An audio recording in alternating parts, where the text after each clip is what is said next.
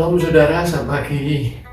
Mazmur 42 ayat 12 mengatakan, mengapa engkau tertekan, hai jiwaku, dan mengapa engkau gelisah di dalam hatiku? Berharaplah kepada Allah, sebab aku bersyukur lagi kepadanya, penolongku dan Allahku. Saudara, Mazmur 42 ayat 12 ini diulang lagi di Mazmur 43 ayat 5. Ini menunjukkan bahwa ayat ini sangat penting. Banyak orang mengalaminya. Dikatakan, mengapa engkau tertekan? Sebetulnya dalam hidup tertekan ini dalam bahasa Ibrani sakak. Sakak itu kecewa karena tenggelam. Kekecewaannya itu terus tenggelam. Kekecewaannya itu panjang. Dia kecewa karena kekecewaan panjang sekali.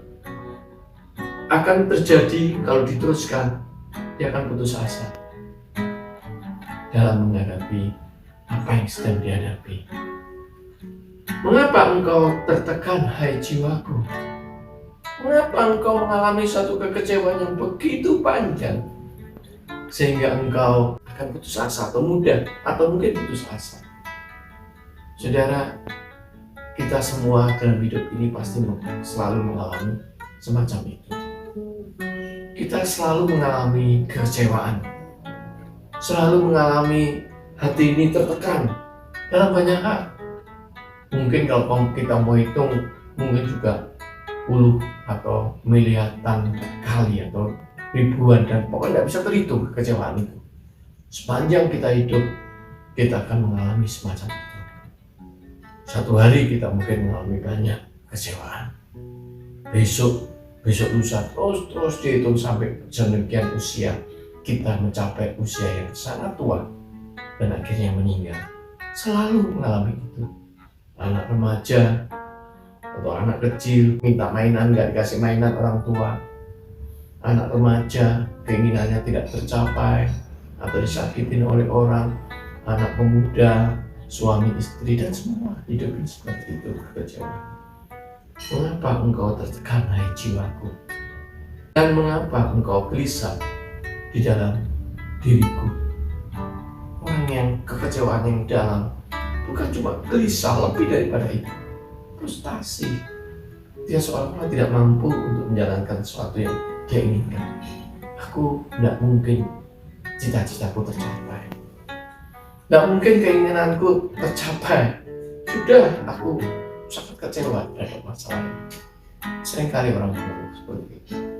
Tetapi ayat selanjutnya mengatakan, berharaplah kepada Allah, sebab aku bersyukur lagi kepadanya, pertolonganku adalah Allahku. Ada kalau kita mengalami suatu kekecewaan, maka yang berikut mengatakan hanya Allah yang bisa menyelesaikannya. Berharap kepada Allah, karena Allah menolong hidup kita, karena Allah adalah sumber hidup kita. Berharaplah, dalam Ibrani menggunakan kata yakal, artinya menunggu terus-menerus, menjadi sampai menjadi sesuatu yang diinginkan itu terwujud. Menunggu terus-menerus sesuatu keinginan yang menjadi kekecewaan yang luar biasa, yang tidak tercapai atau tidak dapat dicapai. Maka kita berharap kepada Allah, ya kali ini kita apapun yang terjadi, tetap biar Allah sendiri yang menyelesaikannya, sehingga hati kita tidak akan kecewa, hati kita tidak akan tertekan, sehingga biar Allah sendiri yang menyelesaikannya.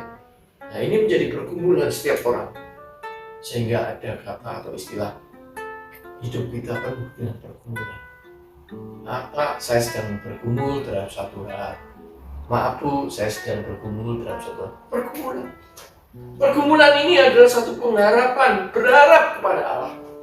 sampai apapun yang terjadi, kondisi apapun yang terjadi, maka tetap kita berpegang.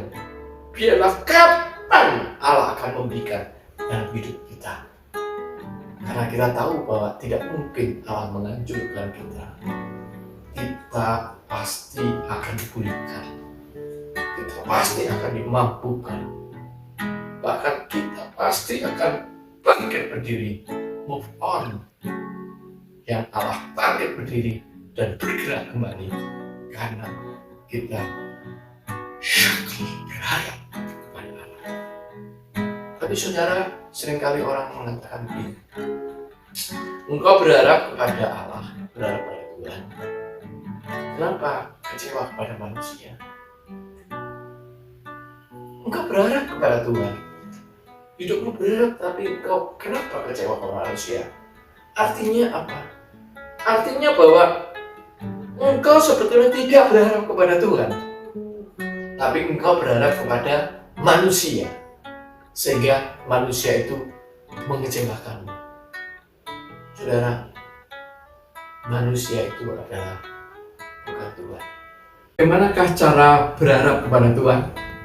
Pertama, Yohanes 20 ayat 29 mengatakan percaya.